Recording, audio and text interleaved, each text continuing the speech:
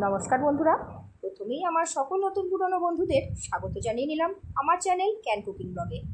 আজ তোমাদের সঙ্গে শেয়ার করে নেব একটা নতুন ধরনের জলখাবারের রেসিপি। এর জন্য আমি এখানে 4টে ব্রেড নিয়ে নিয়েছি। যে ব্রেডগুলোকে টুকরো টুকরো করে কেটে আমি মিক্সচারের মধ্যে ভরে একটু ব্লেন্ড করে নেব। এই ব্রেডটা শুকনো অবস্থায় মিক্সিং জারে এইভাবে ব্লেন্ড করে নিয়ে পুরোটা এই বোলের মধ্যে নিয়ে নিলাম। আর এখানে গ্যাসের মধ্যে কড়াই বসিয়ে দিয়ে শুকনো কড়াই 1 কাপ সুজি আমি দিয়ে দিলাম। এবার সুজিটা হালকাভাবে একটু নাড়াচাড়া করে নেব। আর তার মধ্যে দিয়ে দিলাম হাফ চামচ মতো লবণ। এবার এর মধ্যে অ্যাড করে দেব হাফ চামচ খাবার সোডা। এবার আবার একটু নাড়াচাড়া করার পর এটাকে একটু জল দিয়ে সুজিটাকে একটা নরম ডো বানিয়ে নেব। খুব বেশি জল দেওয়ার দরকার নেই, শুধু সুজিটার একটা মণ্ড তৈরি করার জন্য যেটুকু জল লাগবে সেটুকু দিয়েই আমি একটু নাড়াচাড়া করে এটাকে এই পাউরুটির গুঁড়োটার সঙ্গে নামিয়ে নিলাম। 2-4 মিনিট রেখে দিলেই এটা ঠান্ডা হয়ে যাবে। তারপর এটাকে ভালোভাবে একটা মণ্ড তৈরি করে নেব।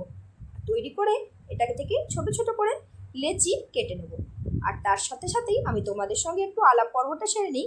আমি চিত্রা, দুর্গাপুর থেকে। আমার চ্যানেল ক্যান কুকিং ব্লগে নিত্য নতুন চটজলদি রেসিপি, টিফিন রেসিপি এবং পুরোনো দিনের হারিয়ে যাওয়া রেসিপি, যেসব রেসিপিগুলো আজকে ব্যস্ততার দিনে আমরা প্রায় তৈরি করতেই চাই না, সেই ধরনের রেসিপিগুলো খুব চটজলদি কীভাবে নতুনভাবে তৈরি করে নেওয়া যায় সেগুলোই তোমাদের সামনে নিয়ে আসি।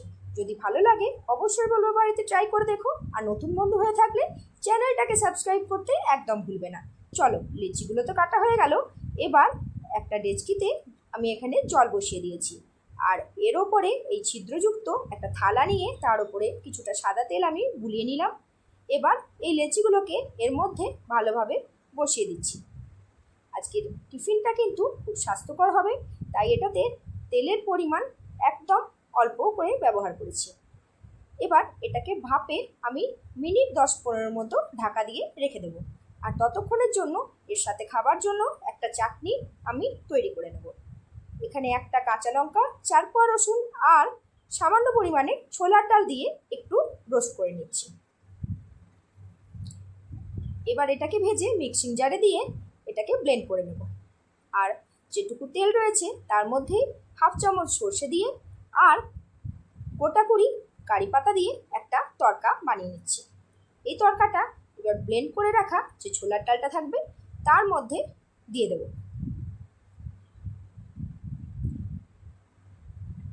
এই যে ছোলার ডালটা যেটা বাটা আছে এর মধ্যে 1 চামচ লবণ আর তড়কাটা দিয়ে এবার একটু চামচের সাহায্যে গুলে নিলেই আজকের চাটনিটা রেডি হয়ে যাবে। চলো, এদিকে কিন্তু এই বলগুলো সেদ্ধ হয়ে গেছে। এবার এগুলোকে তুলে নিয়ে একটা কড়াইয়ে আবার কিছুটা পরিমাণে সরষের তেল দিয়ে দিলাম। আর এর মধ্যে দিয়ে দিচ্ছি একটা শুকনো লঙ্কা আর দিয়ে দিচ্ছি হাফ চামচ মতো জিরে। তোমাদের ভালো লাগলে তোমরা জিরের পরিবর্তে এখানে সর্ষেও ইউজ করতে পারো। দিয়ে দিলাম হাফ চামচ লবণ। এবার এই বলগুলো এর মধ্যে দিয়ে এগুলোকে ভালোভাবে ভেজে নেব।